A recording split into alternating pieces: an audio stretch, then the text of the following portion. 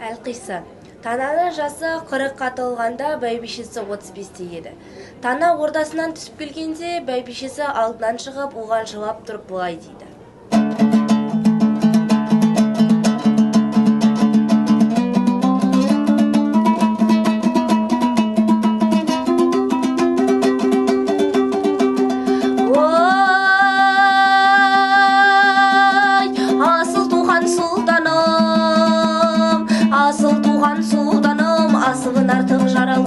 Толы халық жүзінен сіздің айтқан қарапты 30-ын келдім бесіне қайғы түсі бесіме 15-імде қосылдым алғаннан соң жұбайым ертімнің жібін сүйетін бір перзент ай бермеді ай барша маған құдайым 20-ға жасым толғанда нешесі болды балалым көтеріп келіп балам деп қарағымды қара деп қыдырып келіп әйелдер отырады қасыма баласына жұбанып мен де отырдым қуанып туғаны менен бала жоқ ісіне қақтың жара жоқ кетіп есін мендегі қанарма екен сусыным бұл жалғанда жүлдеген шығарып сізге жылайын дәуренім өтіп барады жар болмаса құдайым қалып етем дүниеде осылайша өтем деп жалғанға қалай жетем деп шағыным бар сіздерге қаһар етіп сұлтаным кейіменіз біздерге төңірекке көз салсақ сізде де аға іні жоқ не шара бар құдайға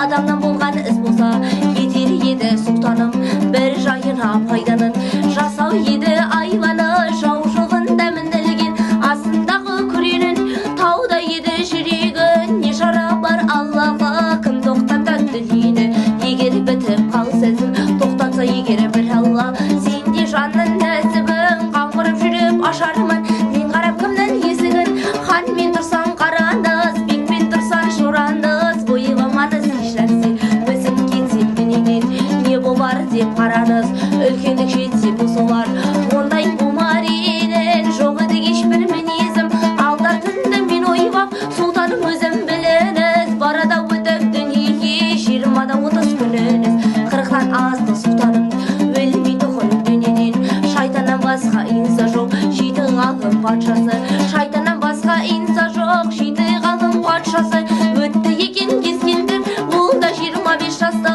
аға іні жоқ қаста ризамын аллаға асылды сіздей берекенім қуанып едім сұлтаным дидарымды көргесін менің сөзім сынағын бұл дүнияда керегін адамзаттың баласы айтыпты ғой дүниеде тек бір күнін өтеді деп осылай деп бәйбіше құлағына патшаның отырып сөзді салады сол жауапты алған соң жеп отырған тамақта тұрып қалады мынау қалай айтты деп бәйбішенің бетіне айқанда тұрай қарады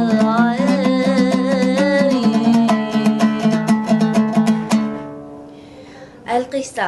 Осы кезде танаға бәйбішесінің айтып тұрған сөздері ұнамай оған жауап қайтарып тұрған жер екен. Байтақ жатқан ноғайлының ішінен таңдап жүріп сізді алдым болар деп бізге қолайлы бермесе де шара жоқ берме тұғын құдайды адам болса ол тартып жама келсе ағар ем жақын жерде алла жоқ соған іздеп барар ем тәуекел етіп тұрайық әлі де хақтан сұрайық келмей жатып шығадық емес қой бұның алайық айттың сөзді сана деп қиғаш сөзді айтарсың мұнымды ойлап қара деп бәлем жасар мен емес не себептен қайғы еп айта қалдым бір сөзді жай айтсам да бұл сөзін қатты жері батып тұр батқанының себебі төңірекке көз салсаң өзің ойлап қарашы ескендірде падиша 25-те өтті деп бәйбіше сен не дедің бала деген сөзіңді еш айтпаймын бұрыс деп ескендір деп сен айттың отырмын ол да дұрыс деп мен ойлаушы ішімнен азды көпті жаратқан жабары құдай деп Әлқиса. Осы кезде тұрып бәйбішесі тағы да сөйлейді.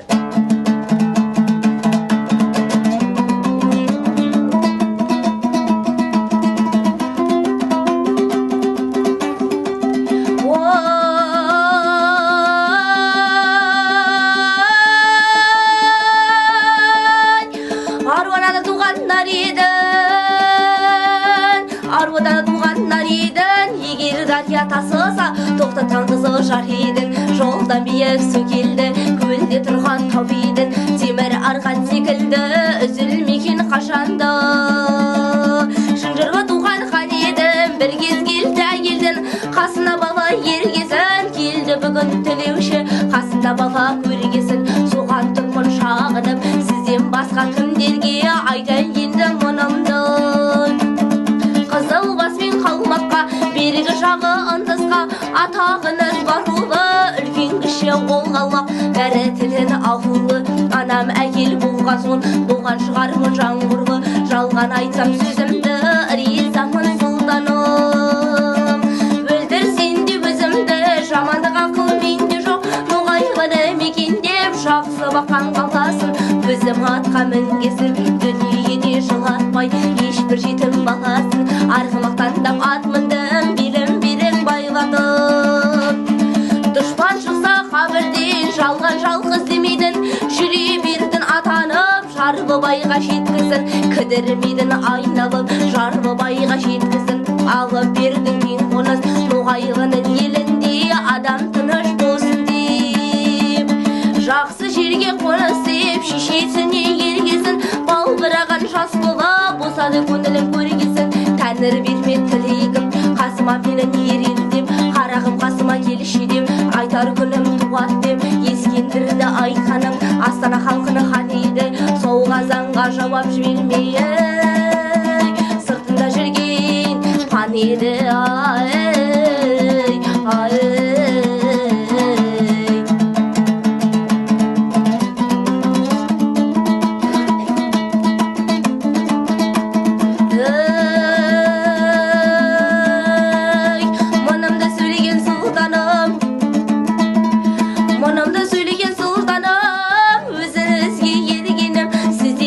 Жауап бар, ризамын мен деді. Атым әйел болған соң жетпеген шығар ақылым. Сізден басқа жоқ еді бұл дүнияда жақыным. Сізді көзім көргесін, отырмын тағы шағынып. Біз секілді пақырға қатты келме қасынай. Осыны айты падиша, осыны айты падиша. Отыра қалды осылай, жатушы еді бұрын ұйықтап алды еді кебегі. Күміс еді таяғы, ежелден қалған бөрігі бар. Сада паршаның қазынасында дүние көп, істетуге ерігі бар. Бұрынғы тұрған тағына қайда патша жетеді, артынан қатына барады. Барсы келдемес ашуы, неше айла етеді, неше айла етеді. Сонда биді жинады, отырсыз ба береді. Билерге ишарат берілді, әрқайсысы жүгіріп, падишаның қасына сонда отырып кетеді.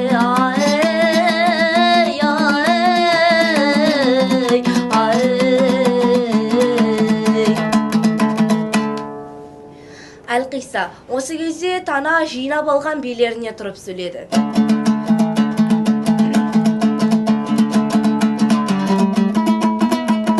Сонда ханым сірейді, сөйлегенде не дейді? Жақындап тұрған билерім, қайрат өгіп ерлерім. Ноғайлы байтақ еліне таңдап алған шешенсің. Осы халық сезімде тыңдасаны сөзімді, біразырақ жауап береріз. Бәрінде білгір шешенсің, ойласа ақыл тапқандай. Астана халқым баққандай, жауабы халыққа жаққандай. Бәрінде асыл едіңіз, қол жетпеген аспандай. Қырыққа жасым болар деп, мен туғалы анадан. Бір бөкер заман болар деп, Ноғайлы халқын аралап, ішінен таңдап қыз алдым. Қатарымда сиярдай, кеудесі болған саралдың. Жақсы жаман болса да, ішінен бұның сыйғандай.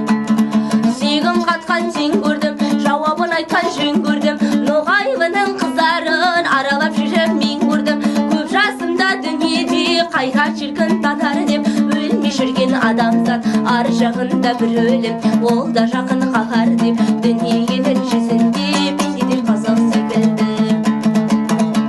Пенденің ол қызығы мынау тұрған бала деп, аспандағы ұшқан құс ілінеді қылдарға. Жаюы тұрған тұзаққа келіп түсті бала жүр. Аруына мен армая бұда тұрып зарлайды, тамақ үшін оттайды. Қайды бүйге келгенше ботасы босап жоқтайды. Тауда жатқан мара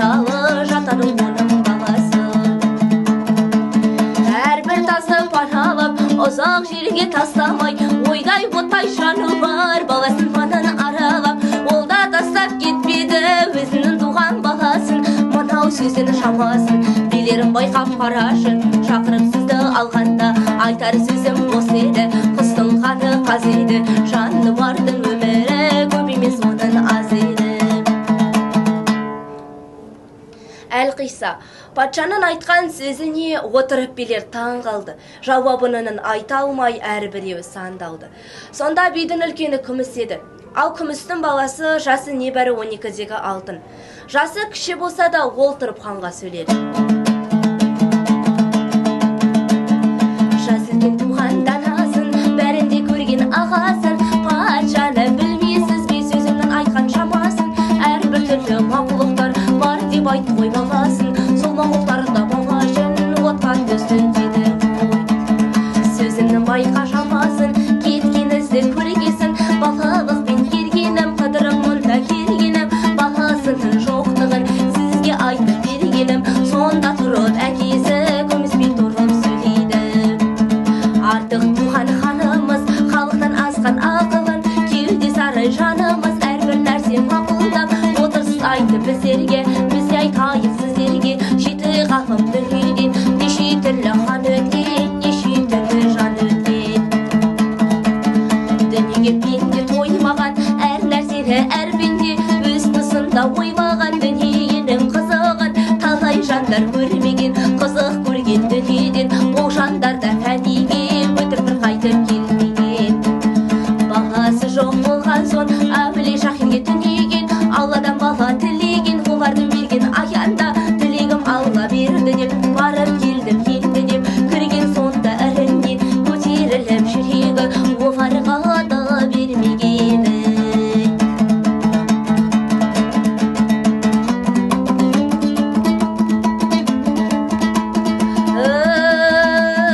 Сонда хан жауап береді, атқа мініп жүргенді, алыс жақын көргенді деуші де артық ереді. Баба төкті шашасыз, керемет туған бір еді. Аншы байдың баласы, өзен бойы кен судан әуле жатқан суф еді. Барсақ соған не айтар деп тек отырып бұларыма кідірмей үйден бекер деп үш кісіге аталдырдым, үшеуі жерге айналды. Бaba sonda söyleydi, ay baba sonda söyleydi. Ay taksır aldı xanımız, жеті жұрт тілін білетін. Bir адамды алғыныз, ноғайбыдан сұлтаным, тек үш кісі алғыныз. Сонда хан кеңес құрады, бұл екен ғой ақыл деп, баланың айтқаны мақұл деп, қалайда болса барарымыз, ол шайқасқа жақын деп. Бұйрат сонда белерге, үш күннен қалмай қалдырмай, ол екеуін тауып кел. Барушылар үш күнде, жеті жұрт тілін білетін. Адамды ерді бұл келді, баба төкті шаша сезге, баратұғын жол болды. Үш кісіге аталдыртып, үшеуі жерге айналды.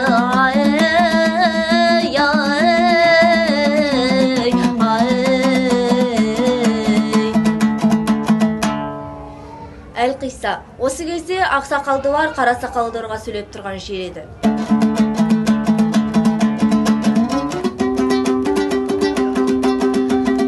Халық саған ханымыз, асылы туған жанымыз, болсын сіздің жолыңыз, алыс емес жақын жер.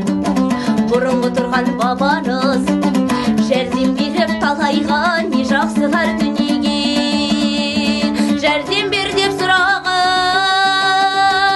қабыл болып тілегай. Күріші еді рейнай, саламат етіп сіз деді. Қош айтысып қаламыз, осы отырған біз деді. Сонда ханды сөйлейді, Астана халқы ел дейді. Алыс емес жақын жер, баратұғын жер дейді.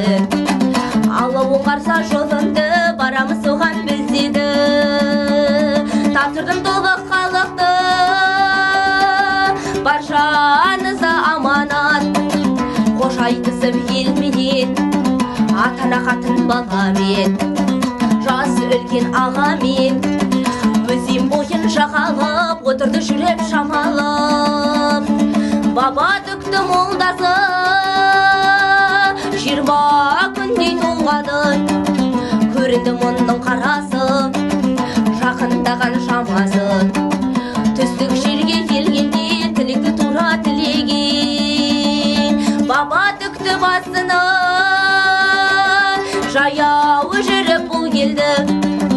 Киімдерін арқалап келді жетіп бейшара. Әулиенің қасынан көзіне төгіп қара жас, ішінде қаны аралас. Жасым 40-қа өтерде келдім сізге жақсылар. Шарапат бізге етер деп күннің көзі шыққанда, таңның басы қанды. Оян деді, сен деді, жатпа мұнда кет деді. Алла берді тілегін, жәрдем беріп біз деді. Тұрып сонда жөнелді, жаяу жүрді шамасы. Ол баланың не батыны хан дәріктеп қой деді.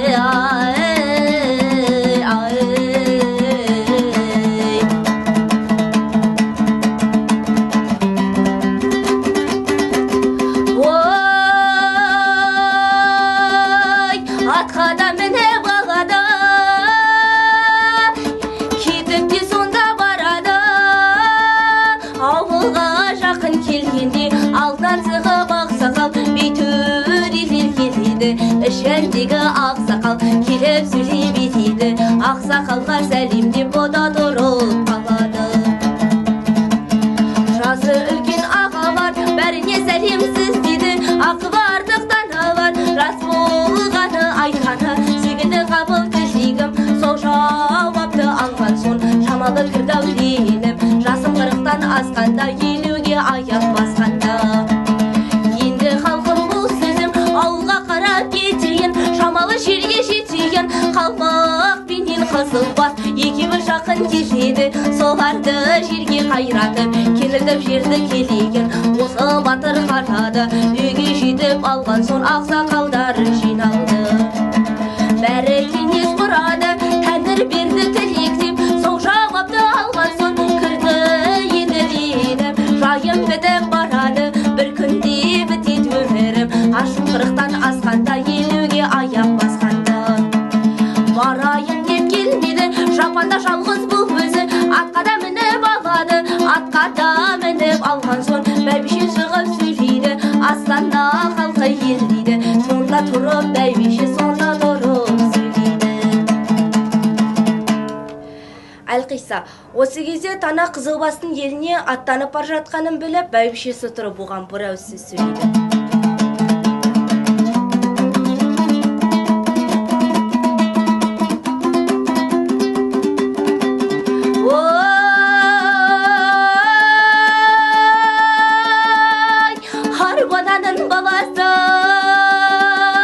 Арғонаның баласы қатепті қарандар еді. Тастария тоқтатқан белі қызыл жар еді. Астана халқын қорғаған белі биік тау еді. Барасың кетіп далаға, қашан қайтып келерсің? Енді бұндай қалаға барар жауын айтып қал. Қалсын естіп құлағым, Қызылбас па қалмақ па? Ол болмаса ындыспа, тағы да басқа келмейді. Жалғыз кетіп барарсың, жасың 40-тан асар деп, ноғайға қиын болар деп, аяйсың ау ноғайды. Қатын менен баласын, бір өзің кетіп барарсың. Тапсырдым халыққа мен деді, сағамат болсын деді. Осы жақанша сөйлейді, артым басым бұрады, керіңкіреп қалады, қайғы етпексен деді. Жеті атамнан келе жатқан шынжырлы едім мен деді. Атамның жолын қуадым, алысы іздеп бармадым. Атанып жүре бередім, артық туған ередім. Қызылбастың ерлігі басқадан көрген кемедім. Жабайы өскен қашанда қараусыз жатқан ел дейді. Сол белге батыр жөнелді, жай жүрмеді аяндап. Бір жерге түсіп жатпады, жері жазық дөнекен, жері жазық дөнекен. Бір күндері болғанда жайылып жатқан Қызылбасынды батып жатқан елі бар.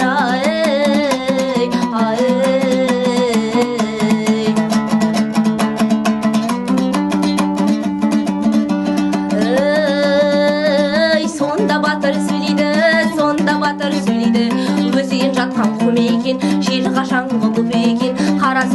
дөнекен жан көрмеген жайығы дүние бабын қарасан қалай қылып білеген бұл қызуға шамасын мен ойымды ақылды жадымда бірлер сала көпке мұны мақұлды мұны батыр ойбайды енді қалай етем деп құр бір шеттен малым болып қалай елге кетем деп аралап жүріп арасын көрдім қатын баласын қойшы менен көшеден білейін сұрап шамасын өз ізімен кеңесті қызылбас емес ағайын найзамды жанып алайын жақсы етіп атты жабайын бер жағында жағалып қанша екен қарайын ат жүреді шабулы жаймен жүріп қаңғырды ақшы болып елге қызылбасқа барады қойшы менен түйеші бұған келіп тұрады бақтым жетім баланы қай жерде барды қала деп болғандай жақсы ел дейді қызмет еттім мен дейді сонда жаушылар сөйлейді бізде қала жоқ дейді жиылған әскер және жоқ сұрайсың несіне сіз деді сұрайсың несіне сіз деді бір байып жатқын ел дейді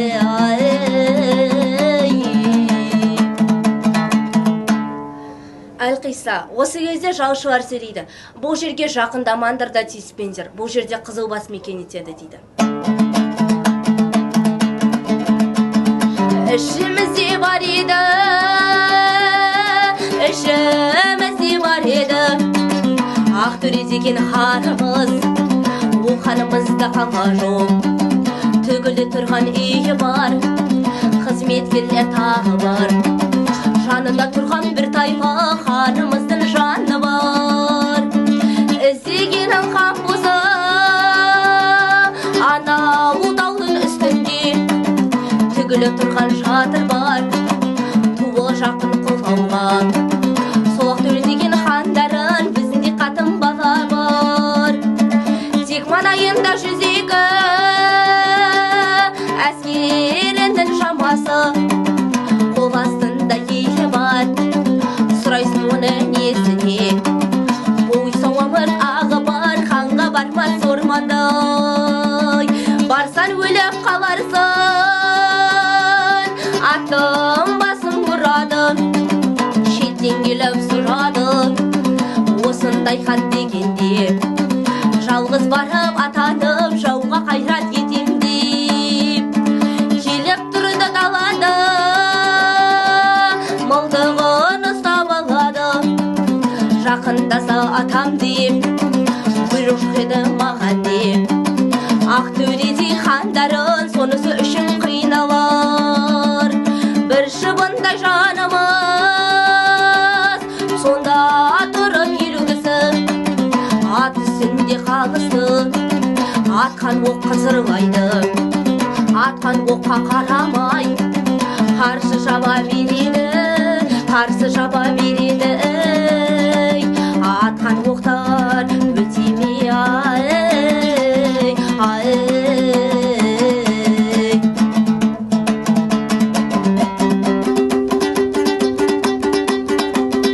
Үстіне киген шарайна Үстіне киген шарайна Басында барды бұғыт деп Ол астақан аз кісі Оған салды ойынды Ақ үстінен қолғалды Келген батыр қозғалды Үйде жатқан хан шықты Және қалған елу кісі Міне олай атқа ынтықты Ханда болса қашады Ақылда таппай сасады Туды құлпай ол қашты Хан қашқанын білмеді Көп ішінде өлді деп Айдай-ой, айдай-ой, айдай-ой, айдай-ой Әлқиса, осы кезде Ақтөре өзінің 100 әскерінің таусылып бара жатқанын көріп, бұған шыдамай Қызылбастың елінен 1000 әскер алып келіп, сонда тұрып хан танаға сөйлегені.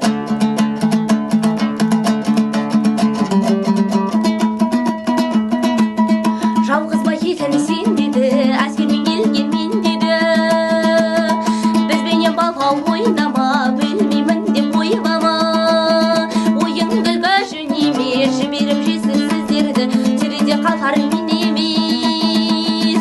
Ағайын деп мен келдім, сорлы сенім басынды, жыбуға талдап шашынды, қаңғырған кімсін сен деді. Қызылбастың ханымын, Ақтөре деген мен деді. Қамалып алыппын әскер, аты жүрдім біліп қал, алайын басын кел деді.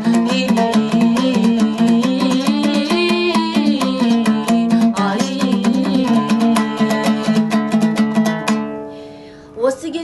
тұрып тана манағы мына әскерге сөйлейді.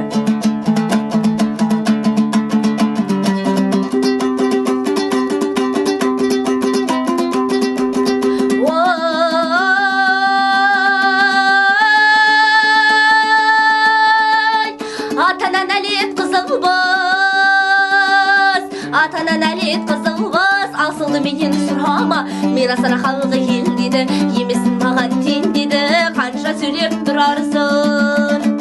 Ала еңгел басынды, жолайын талдап шашынды, мен кім десен жоғайлы, мен кім десен ноғайлы, Астана халқыны еледі, қызылбас пен қалмаққа, андыс деген халыққа, қашанан келген жау деді, жас қанатын мен бедім, қызылбас менімен тем бедім.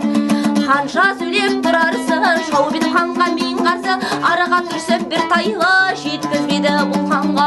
Бұл батырды қолынай, сол батырдың сорынай, ханды қорғап қалған деп бар екен шіркін ойлары. Бір уақытта болғанды, салды жаман соғысты, қызылбас пен тоғысты, бермеймін деп бұл ханды, қызылбаста тырысты, үсті шаңға толғанда, адасып қалып ханынан көрейін деп айғады. Қызылбасын шамасына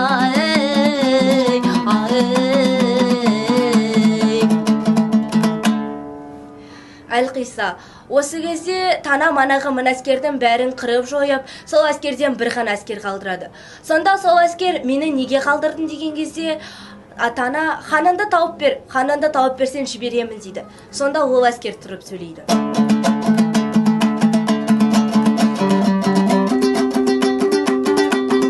Қатты қиын ететтеп, ақ төредей ханымыз елге қашып кетті деп айтамын хабар мен деді, мен өлтірмесен деді, жаны тәтті ғой дүниенің, осылай деп сөйлейді, өлтіремін мен деді, ханды тауып бер дейді, алдына төсіп шабады.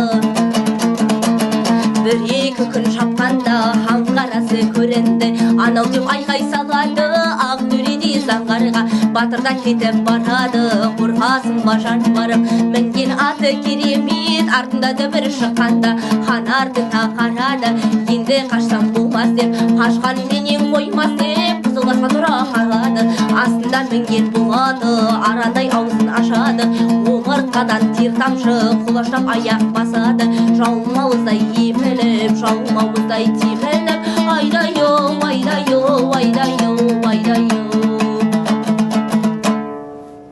Әлқиса, осы кезде Ақтөре ноғайлы құрсын сен деді, соғысайық кел деді. Сонда соғысып жатқанда Ақтөренің атының басын шауып, сонда Ақтөрені өлтірген жер еді.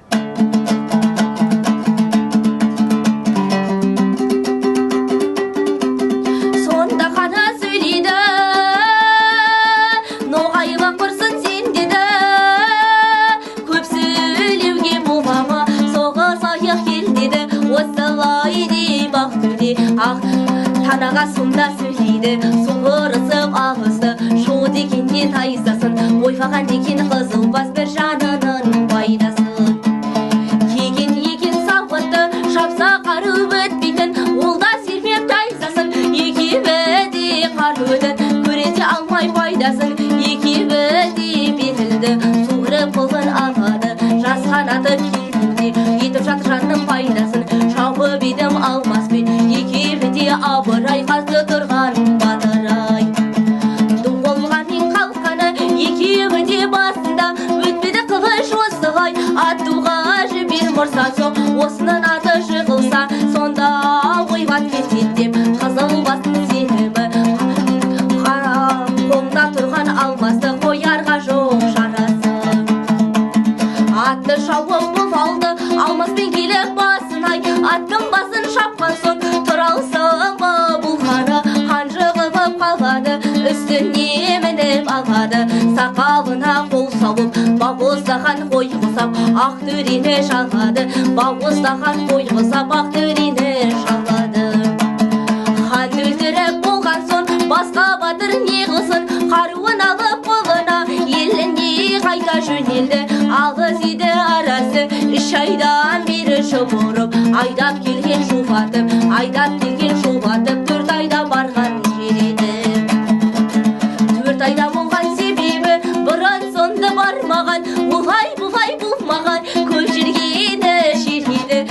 бас көрді қызықты, еліне жетіп келген соң ата-ананың жұртына қызыл бас ұлдары бөлінді.